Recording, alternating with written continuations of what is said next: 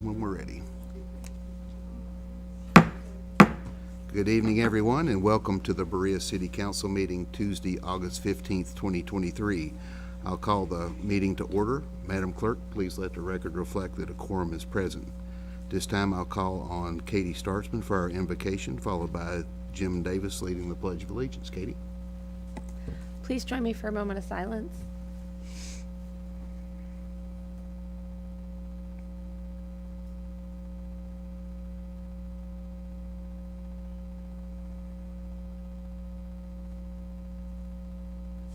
Thank you.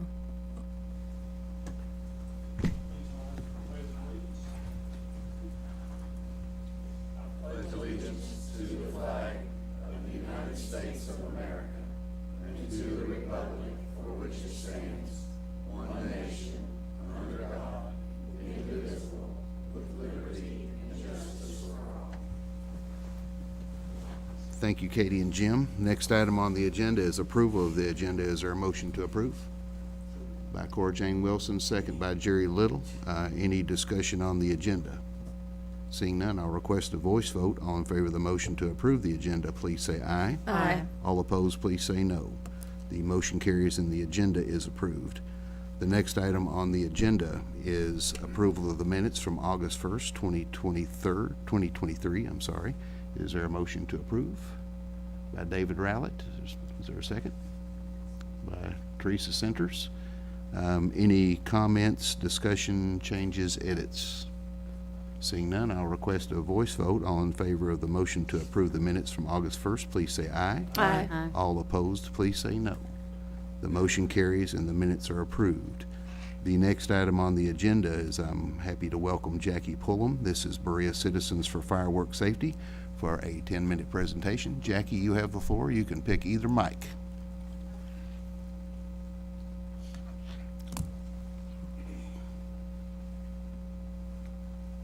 Thank you. Hello, can y'all hear me okay? Is that better? Good evening, and thank you for allowing me to speak on behalf of the Berea Citizens for Fireworks Safety. I come to you almost a year after our last plea we made for a more community-minded fireworks ordinance. At this time, the ordinance reads that fireworks may be used 365 days per year. According to the Richmond Register's interview of counsel after last year's plea, it seemed like the only message received was that dogs had been disturbed by fireworks.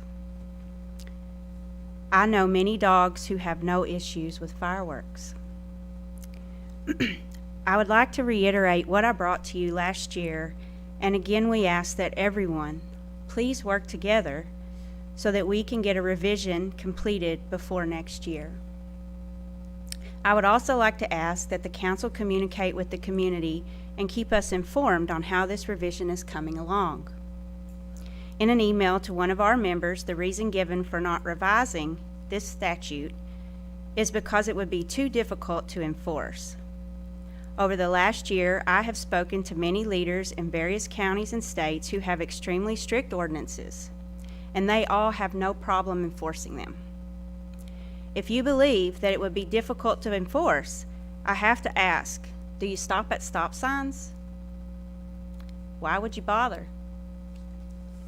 According to the U.S. Consumer Product Safety Commission, fireworks started an estimated 12,264 fires in 2021. Including 2,082 structure fires, 316 vehicle fires, and 9,866 other types of fires. These fires caused 29 civilian injuries and cost $59 million in direct property damage. We experienced a house fire caused by fireworks here in Berea on July the 4th of this year. In 2021, U.S. hospital emergency rooms treated an estimated 11,500 people for fireworks-related injuries. Over half of those injuries were to extremities, and 35% of these injuries were to eyes or other parts of the head. Children younger than 15 years of age accounted for almost 1/4 of the estimated injuries. All these estimates come from the U.S. Consumer Product Safety Commission 2021 Fireworks Annual Report. I will email it to all of you after this meeting.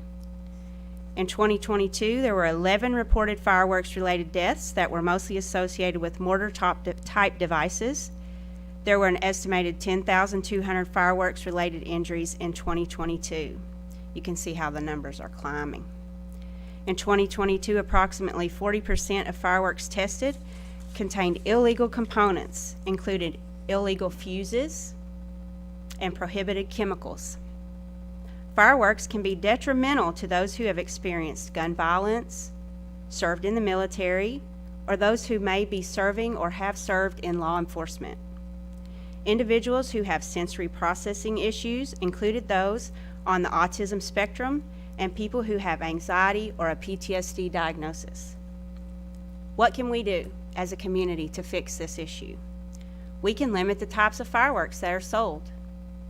We can limit the days fireworks can be sold. We can also enforce a new ordinance. In Berea, this year, fireworks began on May the 18th, according to public reports I have received. The last report of fireworks known to our group was 7 days ago, and the police had to respond at 2 in the morning. Fireworks have been discharged all hours of the night, awakening people who have to get up early for work. They have terrified children, elderly, animals, and wildlife. These are some stories that I've received from community members from this year in regards to fireworks.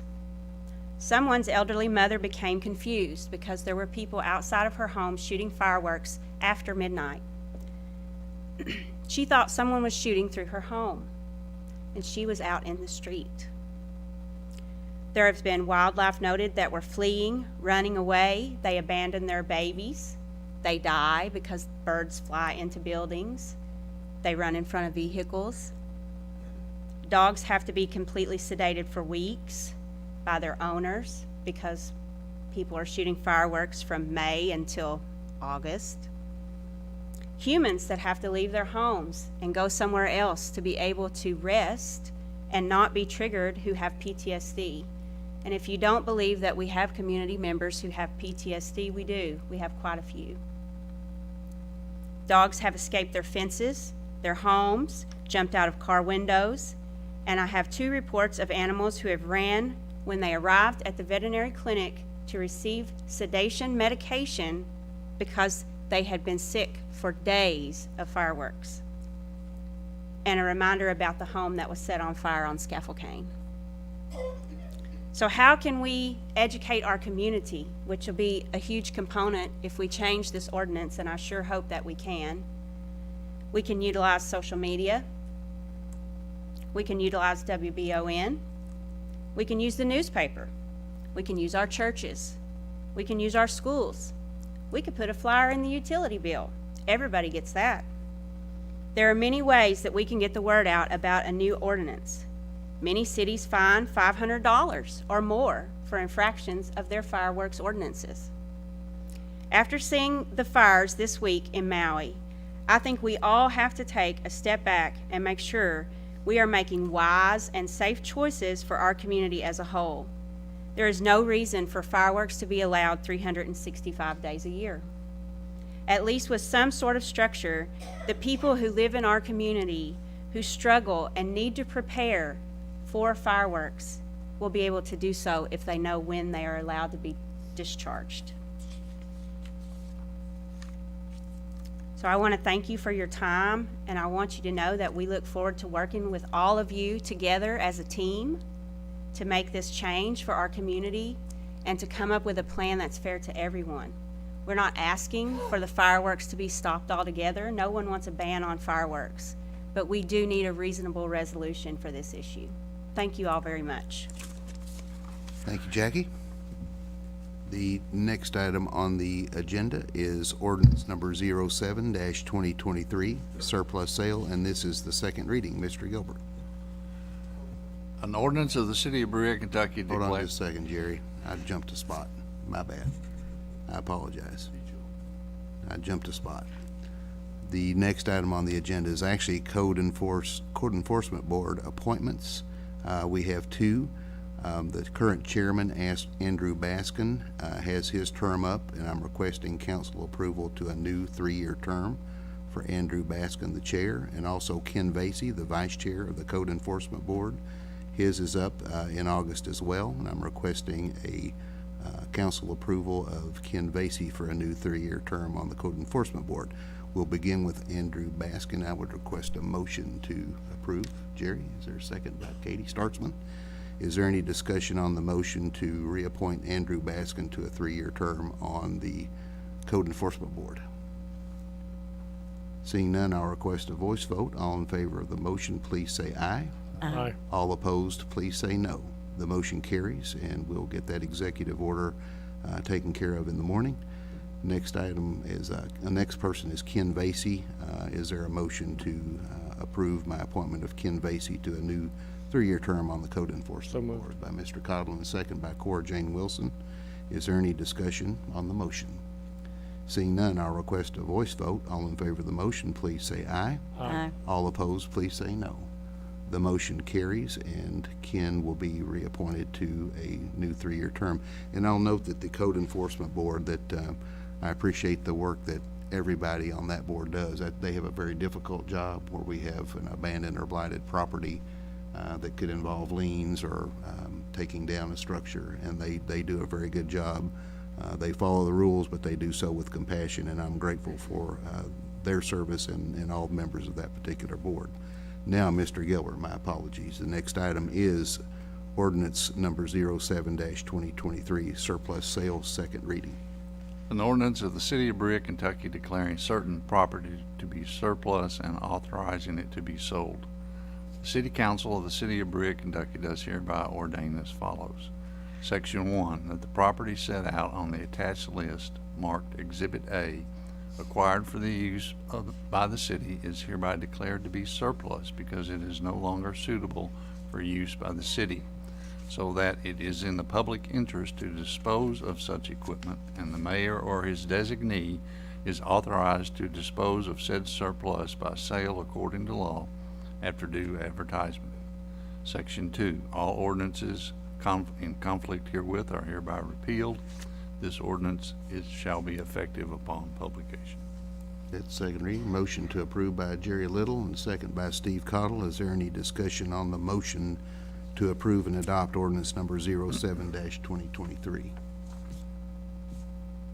Seeing none, I'll request a roll call vote, and we'll begin with Cora Jane Wilson, Yes. David Rowlett, Jerry Little, Yes. Ronnie Terrell, Katie Startzman, Aye. Jim Davis, Steve Cottle, Aye. and Teresa Centers. Aye. The motion carries, and ordinance number 07-2023 is approved and adopted. The next item on the agenda is ordinance number 08-2023. This is the ad valorem tax, second reading, and before Mr. Gilbert reads that ordinance, I will note that there was a hearing tonight at 6:20 on this topic, and we close that shortly before the council meeting. Mr. Gilbert. An ordinance of the City of Berea, Kentucky providing for the levy of ad valorem taxes for city purposes upon all property not otherwise exempt in the City of Berea, Kentucky. Be it ordained by the City Council of the City of Berea, Kentucky as follows. Section 1, that an annual ad valorem tax for city purposes and the general fund of said city in the sum of 9.5 cents upon each $100 of assessed value of all real and personal property within the City of Berea, Kentucky, not otherwise exempt, is hereby levied and imposed upon the owners of said property, persons or persons assessed therefore, for the calendar year 2023. Section 2, that pursuant to Kentucky law, an annual franchise tax levy for city purposes and the general fund of said city in the amount equal to 25% of all deposits of all financial institutions located within the jurisdiction of the city is hereby levied and imposed on each such financial institution. The remainder of Section 2, Section 3, Section 4, Section 5, Section 6, and Section 7 are summarized as providing for the standards for collection and enforcement of the ad valorem taxes opposed by this ordinance. Section 8, all ordinances in conflict herewith are repealed. This ordinance shall be published according to law. It is the second reading. I'd request a motion to approve and adopt ordinance number 08-23 by Jim Davis, second by Teresa Centers. Any discussion on the motion to approve and adopt ordinance 08-2023? Seeing none, I'll request a roll call vote, and this time I'll start with Teresa Centers. Aye. Steve Cottle, Aye. Jim Davis, Aye. Katie Startzman, Aye. Ronnie Terrell, Aye. Jerry Little, Aye. David Rowlett, and Cora Jane Wilson. Aye. Motion carries, and ordinance number 08-2023 is approved and adopted. Thank you all very much. Thanks to Susan for guiding us through that in the hearing and also a work session. So appreciate all your work. And Rose. Appreciate you too, Rose. The next item on the agenda is department head reports. Tonight, I'm happy to welcome back Kevin Howard, General Manager of Berea Municipal Utilities. Kevin, you have the floor. Good evening, Council. Thank you, Mayor Fraley and Administrator Beverly. I appreciate the opportunity to give you a little bit of an update tonight on some of the things going on with utilities. Got a sort of a lengthy Owsley Fork update, so I thought what I would do would be update on some of the things on the written report that we've been doing where we've had some progress, and then I'll get into Owsley Fork as quick as we can. Today, GT Construction completed the final service switch over on Glade Street over to the new water line that we've installed there. We'll be in the area for another week or so doing the final road cut, fill in with asphalt base. Project did take longer than what we expected just due to the volume, the consistency, and just the level of rock that we had over there. And I would like to say, just extend a huge thank you to the residents over there. They've been really cooperative, and we really appreciate that they were the patience that they showed us over there while we got this project completed. We were able to add approximately 800 feet of new line, which replaced galvanized line in the area, fire hydrant at the end of the street, which improved fire protection, and switched over 13 meter connections while at the end of the project. We're currently conducting interviews for wastewater treatment plant, Class 1 treatment operator or an operator trainee. We received a couple more promising applications after we finished our first round of interviews. Our Human Resources Director will be back next week. We're hoping to maybe schedule 1 or 2 more interviews before we make a final decision there. We recently completed a trial phase of aluminum chlorohydrate. You hear us refer to that in water treatment as ACH. We came to council and reported before that we'd like to do a trial. We found out that even though the product is just very slightly a little more expensive than the product that we were using, we saw a significant improvement in treatment. We're anticipating that during the cold weather when the water is a little bit colder, but also during this trial phase we saw a drastic improvement in warm water as well. The reason I bring that up is we will be issuing an RFP in the coming days or a couple weeks to go ahead and attempt to switch over to this product permanently. Also, while I'm on the RFPs, we're working on a street cut repair service RFP. Our goal is what few that we have remaining on our street cut list. We'd like to get those completed before the blacktop plants close this fall.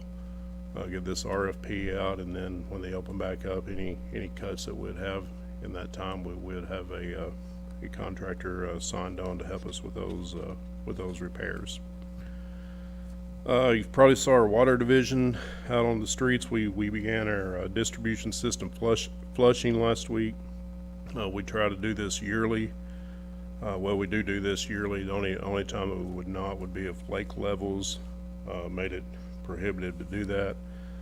We do this during warm weather months typically. It improves the taste, the odor, and the water quality of our distribution system. We've been reaching out to each section of town daily or every other day as we flush and move forward. We're trying to reach out and notify customers. Any cloudy, discolored water, if you can run preferably an exterior faucet for a minute or two, it should clear right up. If you have any concerns or questions at all, you can call our utilities and we'll send staff out to assist you. We're also continuing work on our lead and copper service line inventory. I know I've updated in the written report a couple times on this. I just want to stress this. This is mandated by Kentucky Division of Water and EPA. We have to have our preliminary inventory completed by October of 2024. And this is identifying all of our 4,300 water connections. We have to identify the service line material. The reason, this has sort of been big news for the last 12 to 18 months in the water world. This is probably the first legislation where they're putting the responsibility of the utility company sort of behind the meter on the customer's meter. So we do have to identify what material is on the customer side of that, and then over the next step in this will be having a plan to work with the customer to change out any service lines that have lead or copper. Our preliminary part of this, we're about 75% complete, and with the first phase, and that was reviewing all the building permits through our codes department. Thank you to Amanda, she's opened up the basement. We've really been going through some files down there, and it's helping us get a leg up on the numbers. Another thing real quick, in the coming weeks, all BMU customers, water and sewer customers will be receiving a mail-in from HomeServe USA. This organization offers a voluntary insurance program. It covers the expense of customer water and service lines from the home to the interconnect point with city infrastructure. We've been working with them for a few months, finalizing the service agreement, reviewing the wording of the flyer that's going to go out to our customers. This is strictly an independent company, and to our customers, it's a 100% voluntary program. There's no obligation. I would encourage our customers, evaluate the age and condition of your sewer lines, your water lines. If you feel that, they may be near an end of life, it may be beneficial for you on this. Again, if you don't feel like it's anything for you, there's no obligation at all for that. And, again, it's an independent company. We have vetted the company and do feel like that they're legitimate, and their goal is to help the customers out. So that sort of takes me on into our Owsley Fork update. I'll start out with, I know we talked about the graveyard relocation out there at Levi Park Cemetery. Since the last update, it's pretty much been finalized now that we need to move all of those existing graves that's in that cemetery. When we thought that may not be the case, we'd worked with Berea College and identified a property directly across the road to move that location. Now we feel that we may go through all the steps of getting that property cleared, and if we encounter any unmarked graves, we may run into an issue there of not having enough space. So we've been working with the college. They've identified a property further down Radford Hollow Road on the end.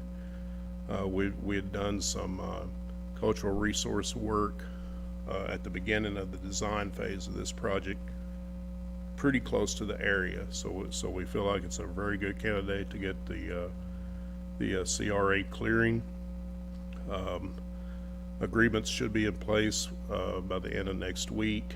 The way we worked with this group before, usually once we get those agreements in place, they're right on. So in the next couple of weeks, we should have some boots on the ground out there doing the preliminary digs on any of the archaeological work.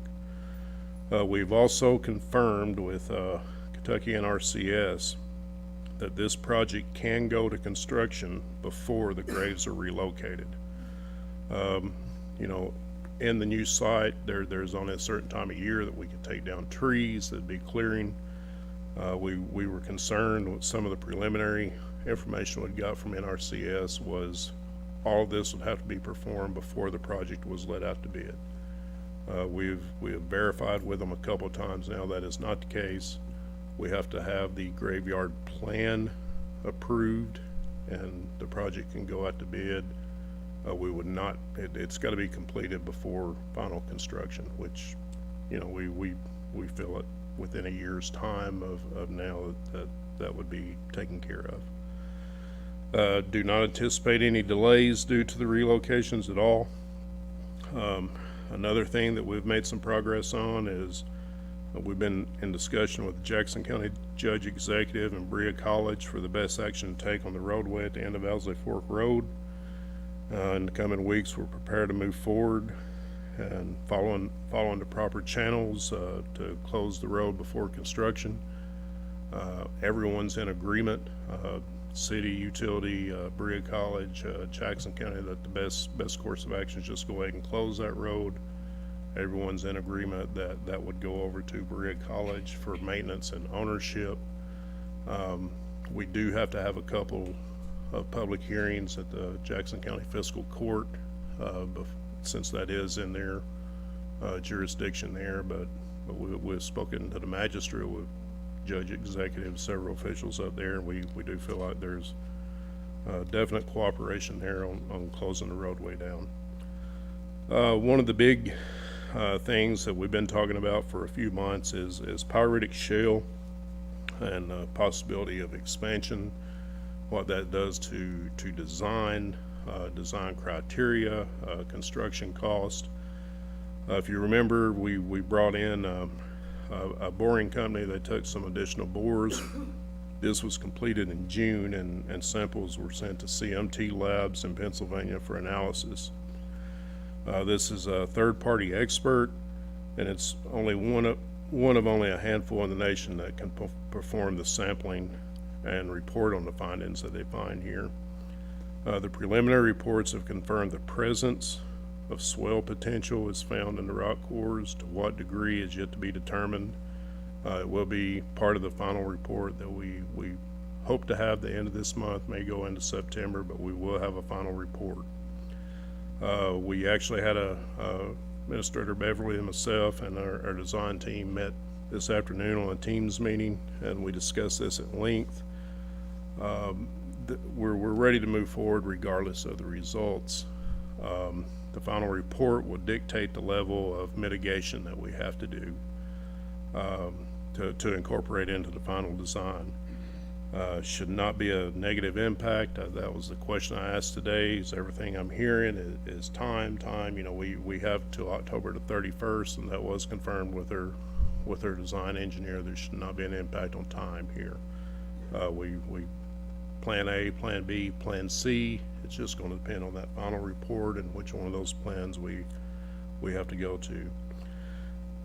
If you remember this, we made the determination to do the further sampling. I want to get into that a little bit.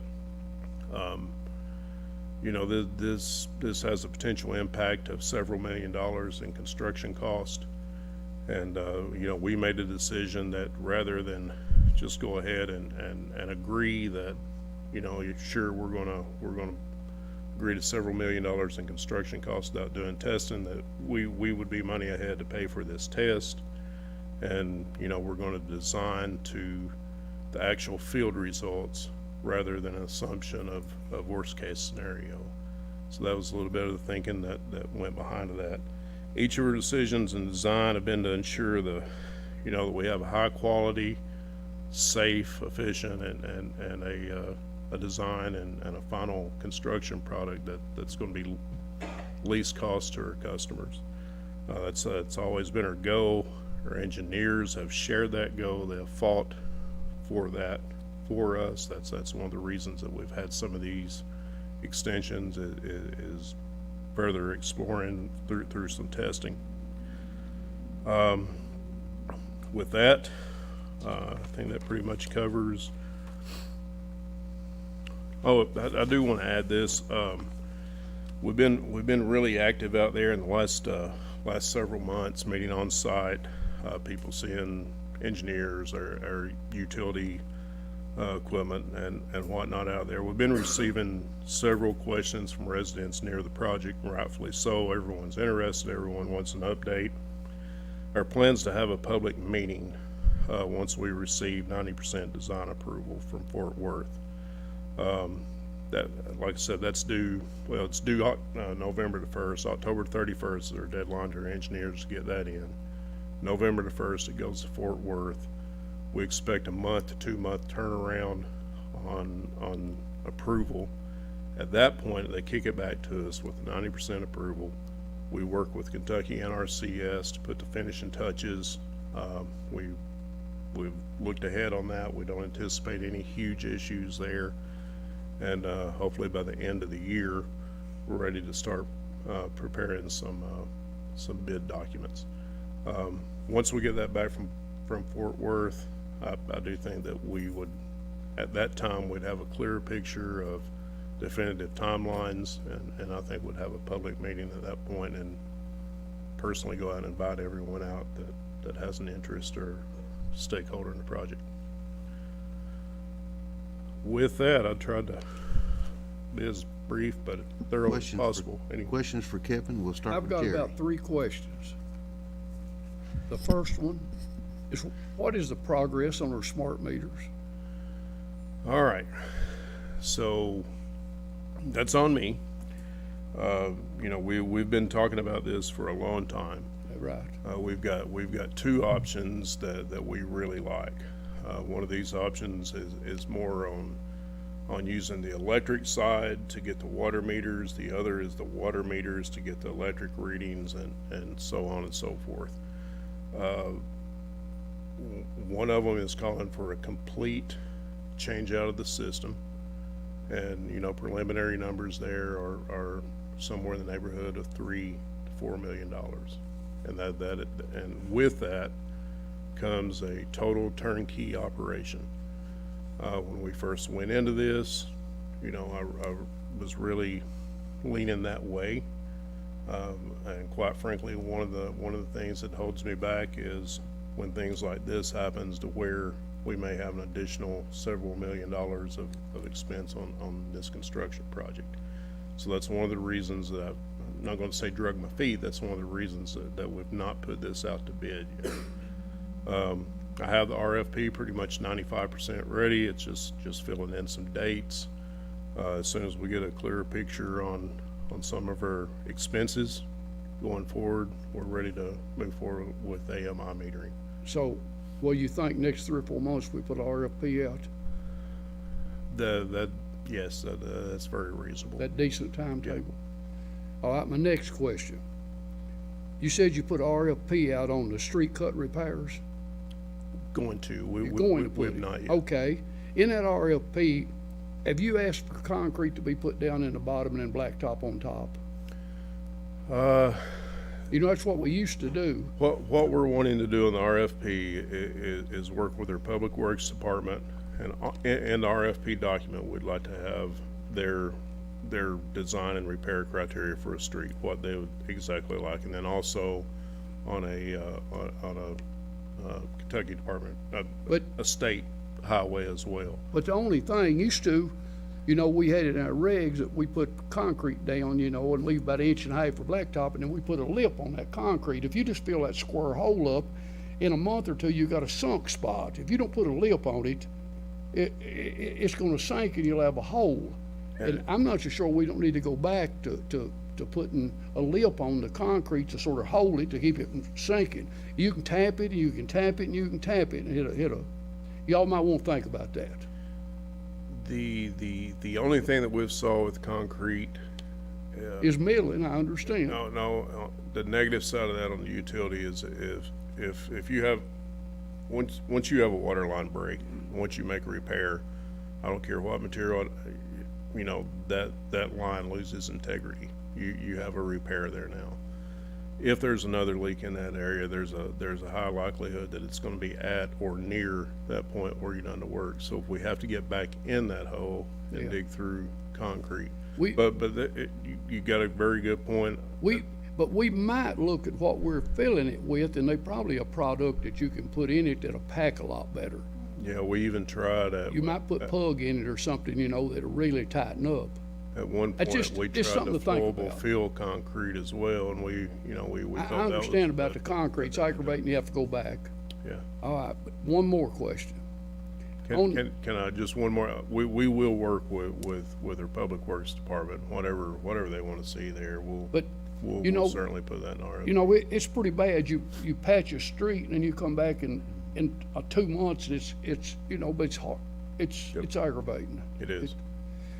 We just gotta compact it real good. I mean, that's, my last question is, you mentioned, this insurance company that's gonna insure the water and the sewer line. Is that gonna be, can you do a water line and not a sewer line, or is it a combination?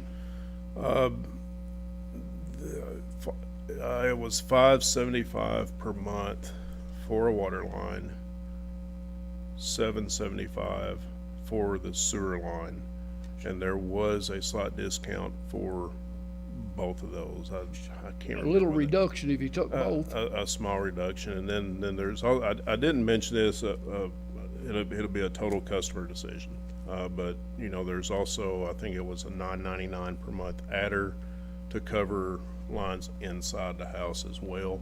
Oh, you can do that too? That they do offer that as well. So you'll have a sewer line only, water line only combination, or you can Okay. also do the Is- house adder, you can do all four. Is this company, it's reputable, you think? I mean, you, Think so. There was some other city that I know, some northern Kentucky cities, Okay. had used the company. You know, they, you know, the references, you know, they had some positive references. Actually, the take rate percentage was a little higher than what I anticipated, but, and some of those other communities. but as you know, in some of these older neighborhoods, you can get into $10,000 repair on a sewer line.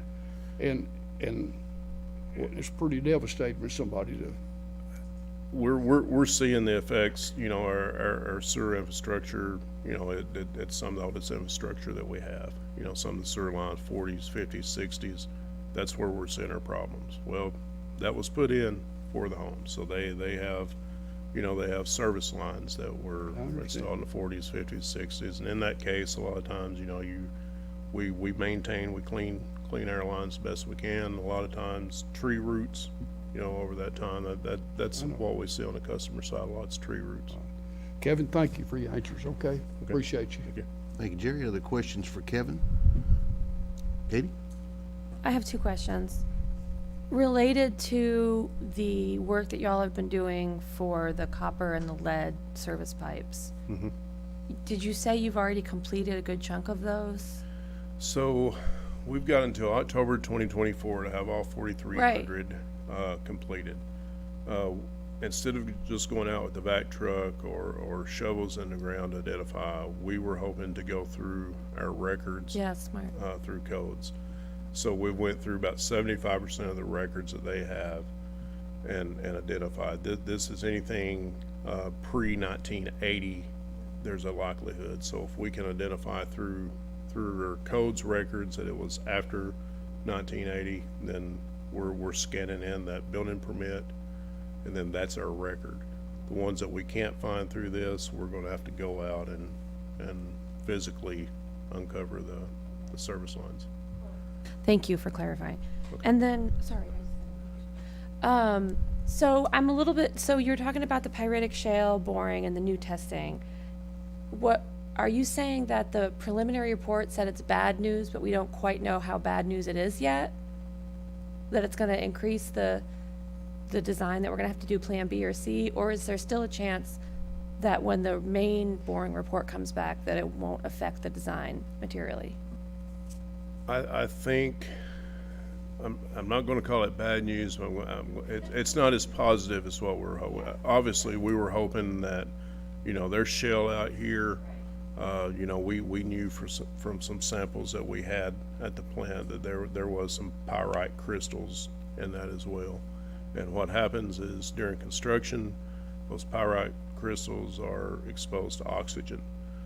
That begins a chemical reaction, and I'm talking way above my pay grade here. Like I said, there's one reputable company in the country that can do the testing, but you know, we have picked up a few things here. Then as you cover that up, and then moisture seeps back in, and that chemical reaction started, that's where expansion starts. So we were hoping that, and you got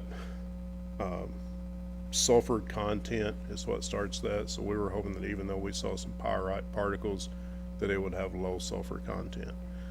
So the preliminary report that we got back was there was some higher sulfur contents in some of that pyrite, which is going to lead to possibility of expansion. So there, and I went around to say that, you know, it wasn't as favorable as what we hoped, but you know, at this point we're hoping that rather than, you know, one of the numbers that was threw out, and these were very rough numbers, you know, very on anchoring was maybe $4 to $6 million additional in construction costs. When we got that numbers and we decided, hey, let's back up, let's test this, because we don't want to spend those resources for an assumption. Whatever we design, we want it based on real field measurements, and that's what we're looking for in a final report. I also need to add that, you know, those numbers are big numbers, but this is still a 65-35 split with Kentucky RCS. Whatever the additional costs are, 35% will be utility responsibility during construction. Okay, I'm gonna move to Teresa. Kevin, thank you for that update. That was really helpful, and thank you for watching all the P's and Q's, like with those smart meters, in case you do run into extra expenditures. Appreciate it. About the insurance flyer that's going out,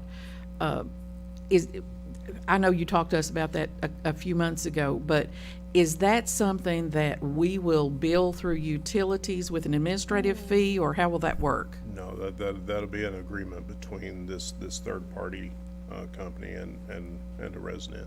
So we won't have anything at all to do with it other than sending the flyer out? They send the flyer out. There is a cover letter that, you know. Oh, I thought you said you were going to put it in with the utility bills. No. Oh, No, okay, they- okay. They'll be receiving Okay, in the mail. okay. I misunderstood. Okay, thank No, you. there will be a cover letter in there with our logo on that, okay. Thank you, Teresa. Any other questions or comments for Kevin? All right, seeing none, Kevin, thank you. Good information. As always, appreciate all that you and your team do. Would any other department heads like to address the council? Seeing none, we'll move forward. We are at public comment.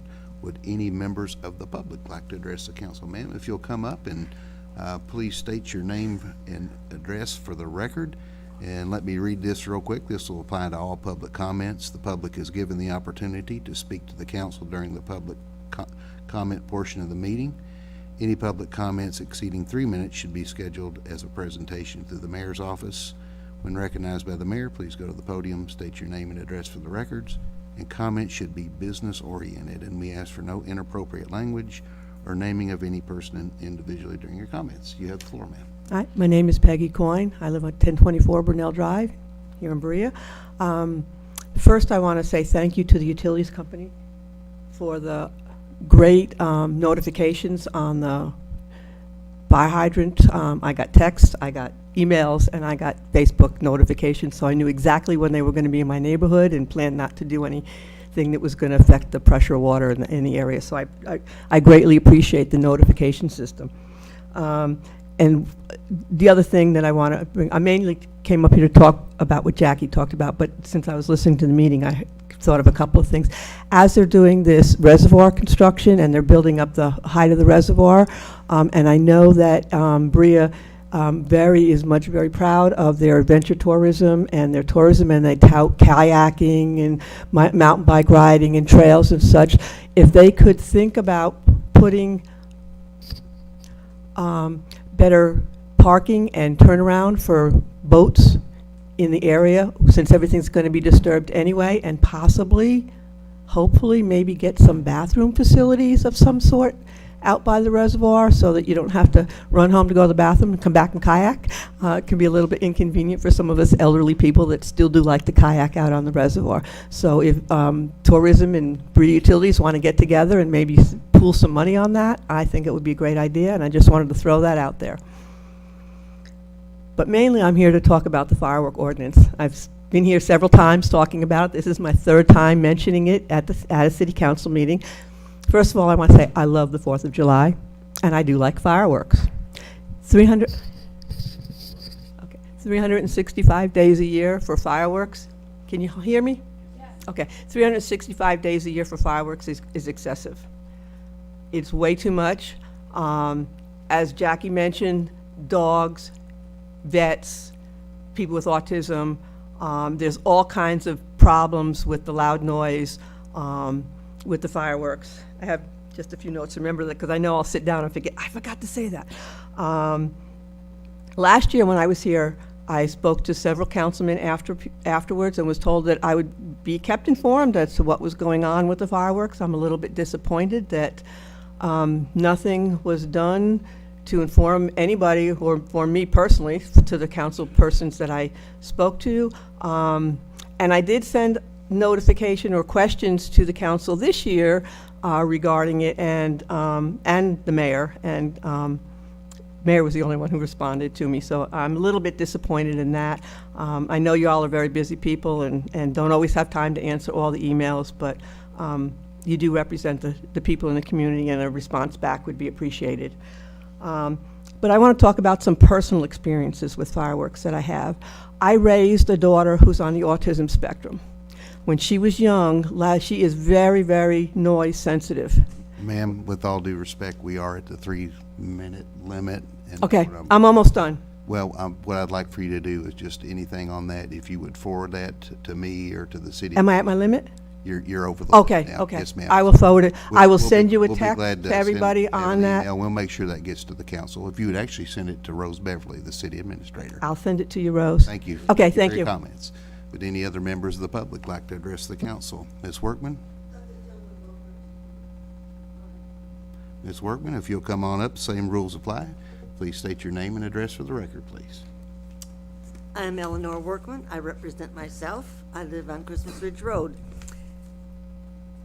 I do hope you take into account what Jackie Pullum has told you tonight. She is wrong, however. I am against fireworks, other than at the city park.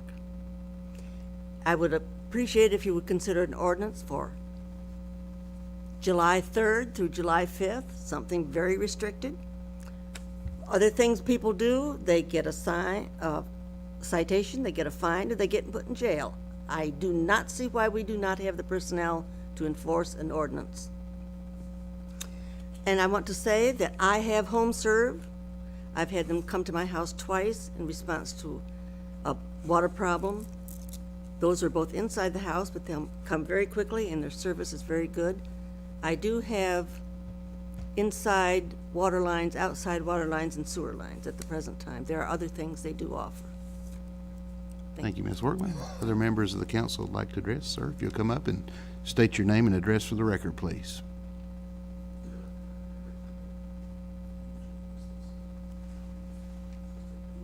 Okay, thanks. My name is John Coyne. I live at 1024 Brunel Drive.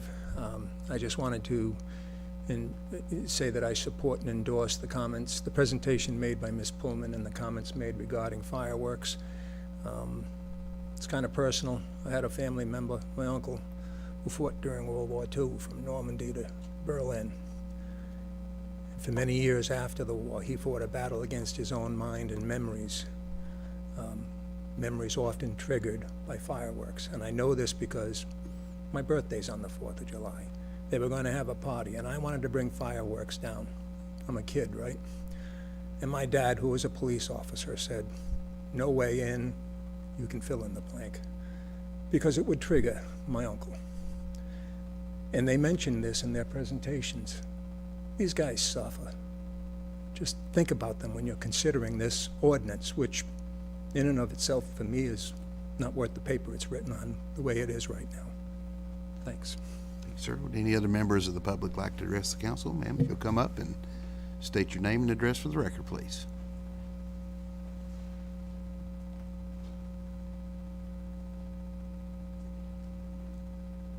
Can you hear me? Okay. Huh. Okay. Sorry, it's like right, there we go. I'm Kristen Porter. I live on Densmore Street. And I am here also on behalf of Jackie, and I guess as councilman, I would ask you to look at, I mean, I think there's a personal responsibility and there is a community responsibility. We all live in this community. We have, you know, nuisance ordinances.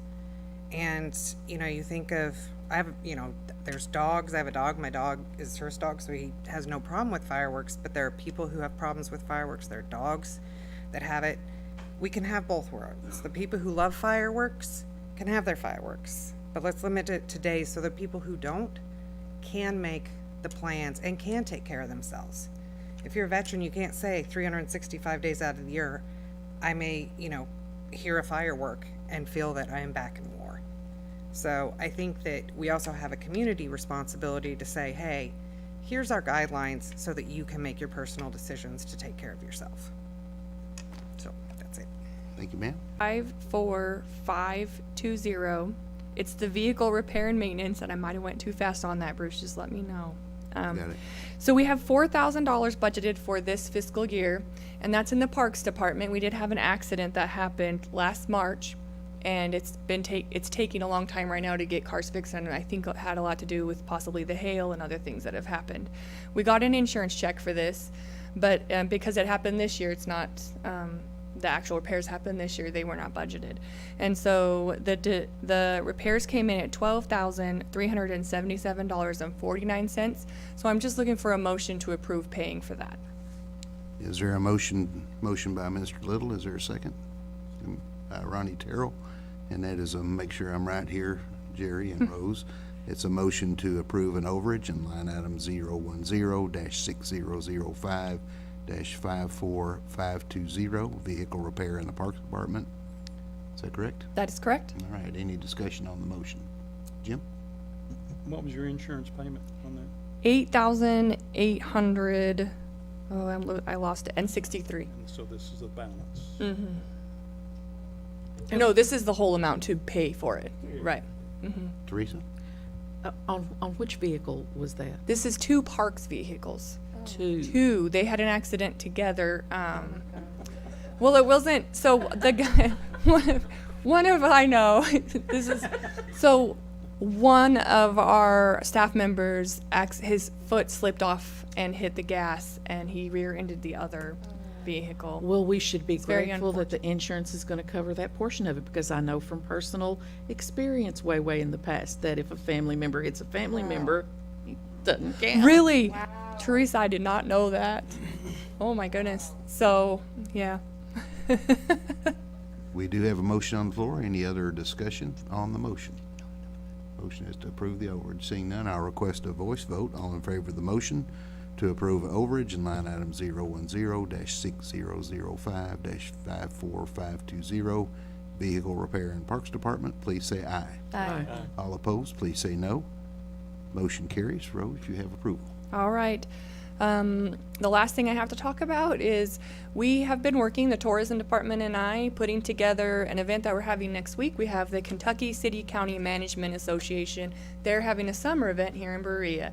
We're hosting them at Boone Tavern, and we've been working really hard to put together, it's a 3-day event, make it really special. So if you see us around in a little bus, we're going to Old Town, we're having meals all over the place, and it's just a really good way to showcase our community to all the other city managers around the state. They're coming from all over the place, so it should be really fun. And so if you do try to get a hold of me next week, or maybe the end of this one, I'll be out both times, but just text me or call me and I'll get back to you. Next week may be a little bit more tricky just because we'll be hosting people, but send me an email, and if I'm a little slow, that's why at responding. But that's all I have today. I can take questions if you have any. Questions for Rose? Katie? I heard from a citizen about the Rose Street project getting underway last week, but I haven't had a chance to go out there this week. Can you give us an update on that? Yes, I actually should have put that one in here. We are really far along on that. And the best way, we have the underground work done. We still have some stuff left to do, though. It's not completely finished yet. But the best way to check your progress is to have a really good rain. And we did get that.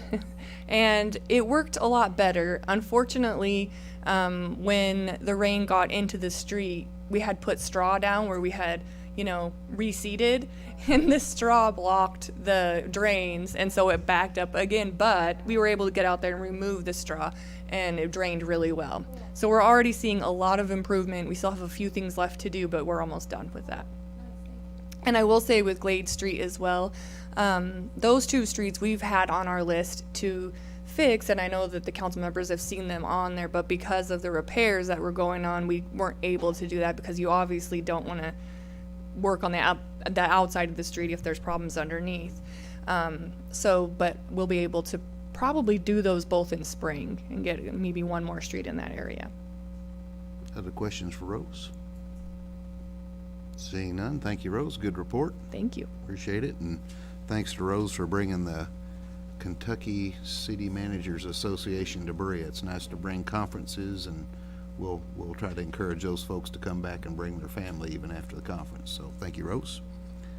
Next item on the agenda is mayor's comments. I just have two brief items. One is I want to really compliment Rose. I want to give her all the credit for this. We've started having departmental luncheons. The way this came about was with the employee survey, but also with feedback from council members, that would be a good way just on a regular basis to be able to get together with the departments and make sure that we're getting to see everybody, even the folks that aren't stationed in City Hall or close by or they're not regularly in contact with City Hall. And that's worked out really well. We started with the electric division at our Berea Municipal Utilities, and that went really well. And then this week we had the finance department down with Susan's team, and we had a big time with the finance department. So everybody seemed to enjoy it, and that's something positive that came out of the employee survey, including recommendations from council. And Rose has taken care of that, planned it. We had a name for it. We're calling it the Salute to Service Luncheon, right? Just to show our gratitude and appreciation for the work that our hardworking employees do every day, and make sure that they know that we are grateful for their service to the citizens of Berea and the ratepayers of BMU. So thank you, Rose. Second item I have is you all should soon be receiving a Kentucky City magazine. Get this from the Kentucky League of Cities, and they feature cities, and we are actually featured in the middle. It's not going to be a big headline that says Berea, but we're actually featured with the city of Versailles. This is related to the Product Development Initiative and Economic Development. In the article, you'll see that Versailles and Berea are looked at as leaders in economic development, but also in regionalism, and trying to encourage regional cooperation and collaboration with other governments to form regional industrial parks and to utilize the Product Development Initiative funding that's available through the state. So real good article in there, a lot of good interviews, and my friend Mayor Trogett, of course, is very articulate and goes over a lot of the benefits of the PDI program and how they've been working together. So you can compare that with what we've been doing here in Madison County with a regional project that you all been kept posted on regularly. So those are the two items I have, and from there we'll move on to council comments, and we'll begin with Corjane Wilson. I just want to thank everybody for coming. Your comments, they don't go unheard, and sometimes, Jackie, we don't respond because maybe the mayor says just exactly what we think maybe we should, so thank you for bringing that to our attention. But I appreciate everybody that come, and I have a brother, Vietnam veteran with PSD, so it's something that some of us don't think about, but thank you. Thank you, Corjane. Next we'll move to David Rowlett. David. Last month, or I guess earlier in the month when we spoke, I drew attention to some of our committee work and challenged my colleagues and things to become active. I'm proud to announce that last night our Economic Development Committee met. It was the first time in 10 months. Some other committees are not in that bad a position, but I certainly hope that we can work to get some of those going. I know I spoke to Katie, and we plan to work with Priscilla to get something going in Parks and Recreation. Some of the others have met a time or two this year, but I got to looking back through some of our stuff on our website, council work plans and things. There's a lot of things in there, and the sad part is it's getting to a point where it needs to be renewed. It's getting 4 or 5 years old. We need to go back and finish some of the stuff that we said we were going to do, and some of those may not be important anymore. Things do change, but there's a lot of work to be done, and I would like to see us meeting, if not monthly, more than as needed, because 10 months is not acceptable. I do think that we need to go back to the point where a few years ago, long before we started having the department heads coming in, each of our committees would speak, not every month, but as we had an opportunity, and I'd like to see that return, because again, the input from our community and public comments and things are important to decisions that need to be made and move the ball forward. So, thank you. Thank you, David. Next, we'll move to Jerry Little. Jerry, you have the floor, sir. Bruce, you brought something up there, just reminded me of something. The employee survey, you know, you mentioned it, this was part of it. We done one last year, didn't we? Are we, is that right? Rose is in charge of that, no? Or, you know, we talked about it a long time before we implemented it. Are we gonna do one every year then? I think that might be a little bit overkill. I would more say every 2 to 3 years. I think we're doing one and then working on the results of that, and then just kind of like David was saying with when you do your strategic planning, you know, after you've worked on them, you see how it's going, then I'd say do another one. My recommendation would be 2 to 3 years. When we implemented this back in the day, you know, we had took 2 or 3 years to get it going. It looks like to me, or I mean, that's just my opinion. I don't know how everybody else feels. Looks like to me once a year, it's anonymous, isn't it? You don't have to sign it or nothing. It just lets people, and you know, that's my thoughts. That's all I got. Thank you, Jerry. Next, we'll move to Ronnie Terrell. Ronnie, you have the floor. I'm gonna follow up with Jerry. Did we ever get a copy of the employees, what they put on there? Or I did do a summary because it's hard because you get, you know, 140 responses and you don't want to just send every single one of them out. So I did do a summary, and I can't remember if I sent that out or not. You guys would have to help me with that. I think I did, but if I did, if I did or if I didn't, I can send it to you guys if you'd like it. We could send it again. Be Yeah. No problem. And Yeah. and I'll note too that there's some narrative comments in there and things that people reported in confidence. So you want Yeah. to be cognizant of that as well. Yeah, and that's why I did a summary. I did type up a summary, like I took all the results and kind of summarized them so that it would help people to remain anonymous as we had guaranteed them that they would, but also kind of help to put all the information together. okay, that's all. Thank you, Ronnie. Next, we'll move to Katie Startzman. Katie, you have the floor. It was great to have all of you citizens here. Thank you for coming and sharing your thoughts about this. I appreciate hearing from all of you. And it's always great to hear an update from Kevin with all of the work that you all are doing over there. So thank you for your report. Thank you, Katie. Next, we'll move to Jim Davis. Jim, you have the floor.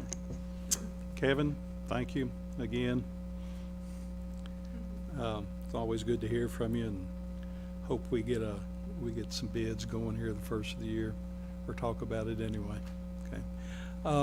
One thing I'd like to announce, we passed the ordinance on the surplus property, and Rose had this laying here, so I thought I'd read it to you. If anybody wants to bid on the surplus property that the city is trying to get rid of, you can go to www.gov.com/Berea KY auction. So there's some good stuff on there, good bargains. Thank you. Thank you, Jim. And next, we'll move to Steve Cottle. Steve, you have the floor, sir. Thank you for everybody that came tonight. It's always good, again, to hear from citizens when clearly you're passionate about a subject. if I remember correctly, we did get really close on an ordinance last time around. It kind of died on the vine, so I think we probably need to brush that off and see where we are. We also need, I think, to figure out a way to do better on enforcement, even with what we have. I think sometimes we don't articulate that well. I'm not sure that it's kind of difficult in terms of, I think one of the things that's been reported is they call and then you show up and nobody's there, but we have to enforce ordinances that we have, and that's what we talked about last year as well. But we probably do need to look at what we have and moving forward, because it's clearly something that it matters to a lot of people, and so we need to find that solution one way or the other. I would also remind everyone, Berea community went to school last week. Madison County goes back tomorrow. Be patient. It'll be a wild morning. Yeah. People going to school for the first time, moms and dads will be having a time, so I can attest. And I would just say, as schools are letting out, the city will be in flux as traffic's worse, and be aware of those things, and again, be patient with those who are going through transitions, and kids will be sleepy, and again, so will mom and dad.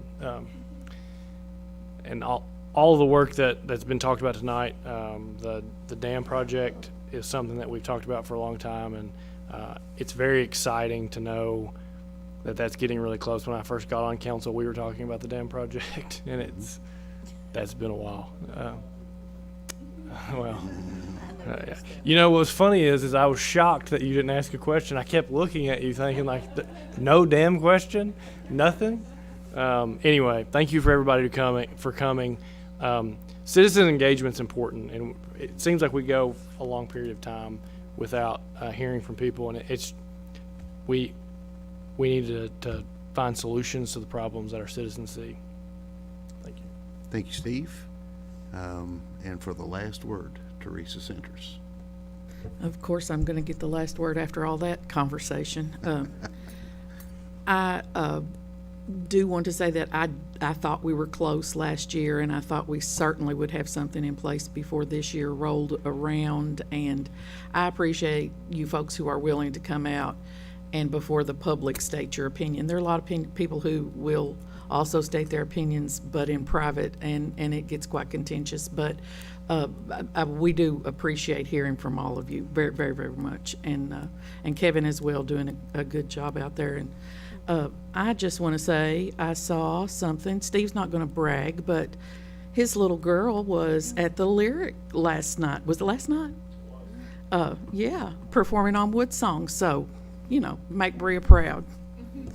Everybody have a good week. All right, and with that good news, it brings us to the end of our agenda. Is there a motion to adjourn? By Cora Jane Wilson. Is there a second? David Rowlett. All in favor of the motion to adjourn,